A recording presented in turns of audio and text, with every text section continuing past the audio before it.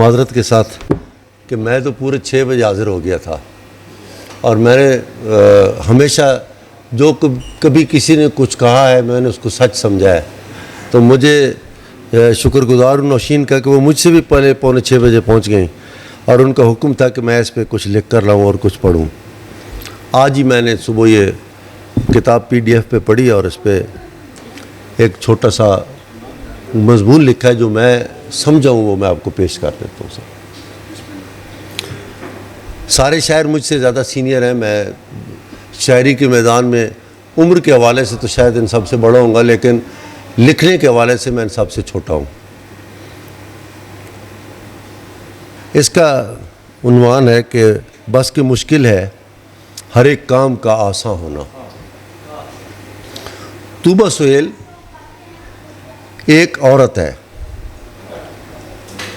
ایک مکمل عورت۔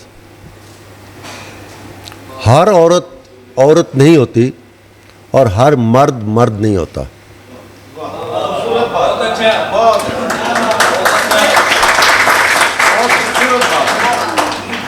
کرۂ ارض پر مرد اور عورت تضاد اور ملاپ کی ایک نہ سمجھ آنے والی تخلیق ہیں اور اس مخلوط کو ہم زندگی گردانتے ہیں۔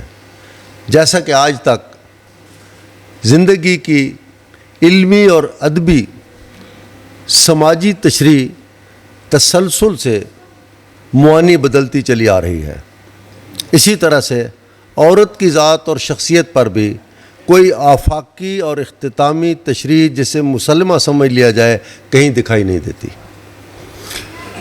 عورت مابعد الطبیعات ہے، عورت بذات خود ایک فلسفہ ہے۔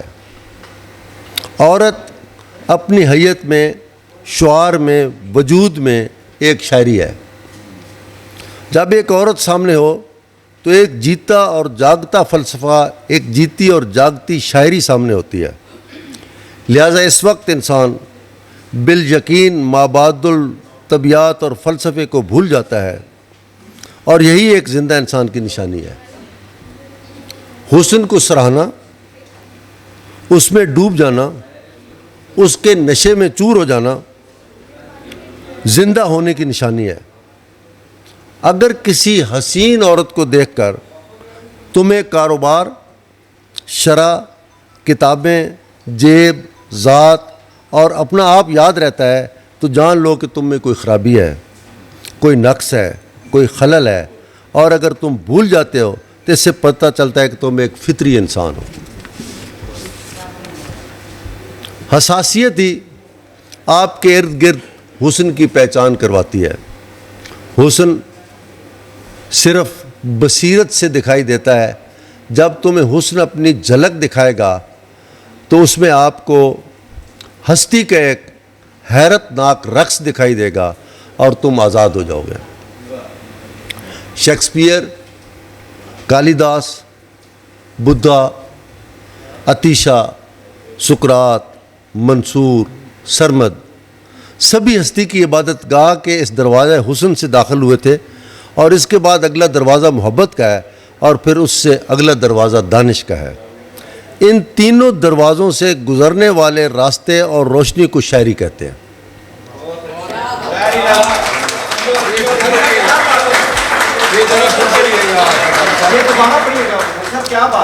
شیکسپیئر، کالیداس، بدھ، اتیشا، سقراط، منصور، سرمد، سبھی ہستی کی عبادت گاہ کے اسی دروازہ حسن سے داخل ہوئے تھے۔ اس کے بعد اگلا دروازہ محبت کا ہے اور اس سے اگلا دروازہ دانش کا ہے، اور ان تینوں دروازوں سے گزرنے والے راستے اور روشنی کو شاعری کہتے ہیں۔ اس راستے کا نام شاعری ہے۔ شاعری شعور کے درختوں پہ کھلا ہوا پھول ہے، اور شاعری ہی ادب ہے، اور شاعری ہی موسیقی ہے۔ منم عثمان مروندی کے یار شیخ منصورم، خوشا ذوقے کے من بجبو دستار می رقصم۔ طوبہ سہیل، آپ کی شب یلدا کے ایک ایک لفظ کی پکار جو اس فقیر کو سنائی دی وہ یہ ہے کہ آپ کوپن ہیگن کے سورین کیئر کی طرح ایک دو راہیں پر کھڑی ہیں، ادھر یا ادھر، یاد رکھو دونوں راستے ایک ہی منزل کو جا رہے ہیں۔ حق تسلیم نہیں ہوتا، تسلسل، موازنہ، وہ کیسی لڑکی، رت جگہ، شب یلدا، ساری نظمیں اسی دو راہے کی نوحہ خوانی کر رہی ہیں۔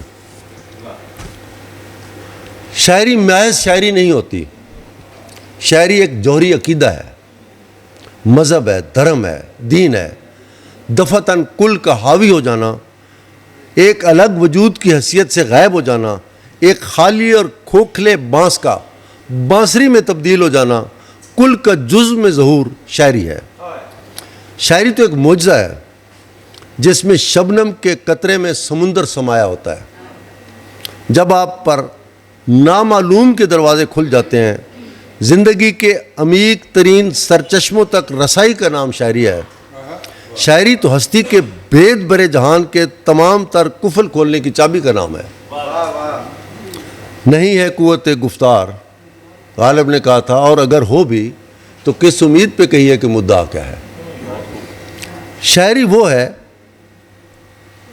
شاعر وہ ہے جو شاعری میں سوتا ہے، شاعری میں جاگتا ہے، شاعری میں عین اس کی روح ہوتی ہے، اور شاعری ہی کفنس کی دیو مالائی کا مفہوم ہے۔ شاعری سپردگی ہے، زندگی کا اثبات ہے۔ میں جس شاعر کی بات کر رہا ہوں وہ شاعری شعور کی چوتھی حالت میں ممکن ہے کہ جب آپ ذہن سے ماورا ہوں، صاف اور شفاف ہوں، تو جو بھی کہو گے یا کرو گے وہ شاعری ہوگی، یا پھر وہ شاعری تمہیں گھیر لے گی اور تمہاری خوشبو بن جائے گی۔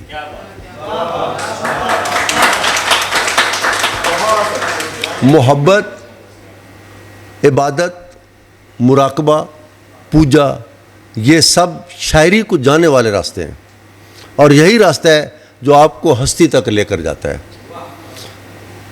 خود کو شاعری میں سمو دینے سے، سپردگی سے، عشق اور جنون کے مقامات پر پہنچ کر شعر تخلیق ہوتا ہے اور شاعری جنم لیتی ہے۔ اور اس تخلیق کو ایک عورت سے زیادہ کون سمجھ سکتا ہے کہ جو بذات خود مابعد الطبیعات ہے۔ شاعری کا یہ سارا فلسفہ میں نے اس لیے بیان کر دیا ہے کہ آج صبح میں نے PDF پر بھیجی گئی آپ کی شاعری کی کتاب پڑھی، لیکن شاعری سے پہلے میری بدقسمتی کہی ہے کہ میں نے آپ کا پیش لفظ پڑھا۔ پیش لفظ پڑھنے کے بعد آپ کی شاعری کے ضمن میں لکھی گئی تحاریر کے الفاظ کے معنی اور تشریح میرے سامنے بدلنے لگے۔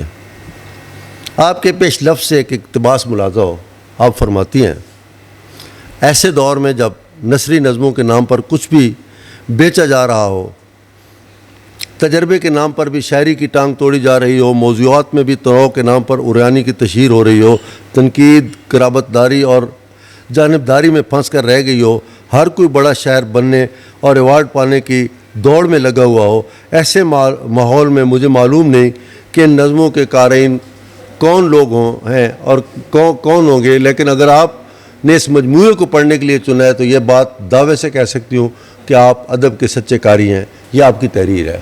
تو آپ کی ان چند لائنوں کو پڑھ کر مجھے ضیاء الحق کا وہ ریفرینڈم یاد آ گیا۔ اس نے کہا اگر آپ مسلمان ہیں تو پھر ضیاء الحق آپ کا صدر ہے۔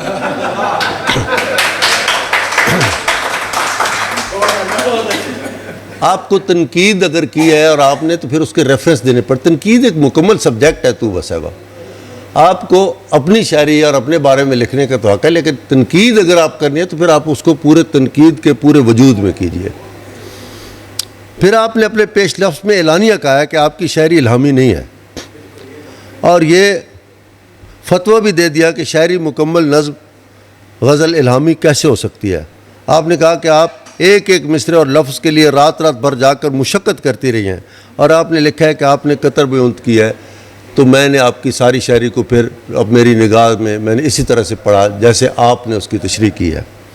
اگر آپ کی کتاب میں سے اس پیش لفظ کو حذف کر دیا جائے تو اس کتاب کی تخلیق پر ایک دوسرے انداز میں بات ہو سکتی ہے، لیکن آپ کے پیش لفظ کی روشنی میں اگر ہم آپ کے بقول بنائی گئی اور جوڑی گئی شاعری کے حوالے سے اس کا تجزیہ کریں تو ہم اسے واقعاتی، ذاتی، تجرباتی اور انگریزی زبان کے حوالے سے جو بہت معروف ایک جملہ ہے کہ فری تھاٹ کی شاعری کا نام دے سکتے ہیں۔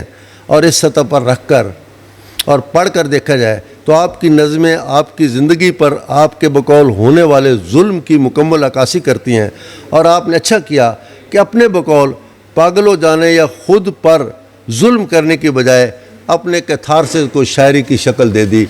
وقاص صاحب آپ نے بھی اسی چیز کا ذکر کیا تھا کہ پڑھنا چاہیے، پہلے آگے جانا چاہیے۔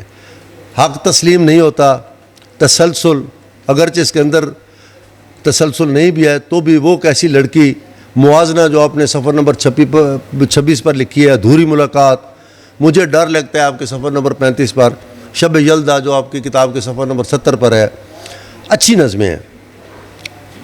یلدائی گھاٹیوں پہ مکفل دھرنے کی جسارت کے معنی میں آپ سے ضرور پوچھوں گا جب آپ میرا چونکہ اتنا زیادہ علم نہیں ہے، ابرک صاحب بیٹھے ہیں اور شہزاد صاحب، تو ان کے سامنے میں آخر میں آپ کی شاعری سے دو لائنیں کہ 14ویں کے چاند کی تاریخیں محبت کے ایام سے بدل کر شب یلدا کی تیرگی کا بائی کاٹ کر کے تب میرا خود سے انتقام پورا ہوگا۔ اچھے جملے اور استعارے ہیں، لیکن آپ سے درخواست ہے کہ اپنی منقسم مزاجی کو محبت میں بدل کر حقیقی شاعری کے راستوں پر گامزن ہو جائیں اور آپ خود ہی الہامی کیفیت تک پہنچ جائیں گی۔ دنیا انسانوں سے بھری پڑی ہے، آپ تلاش کریں، انسان ملنے مشکل نہیں ہے۔ بہت شکریہ، بہت مہربانی۔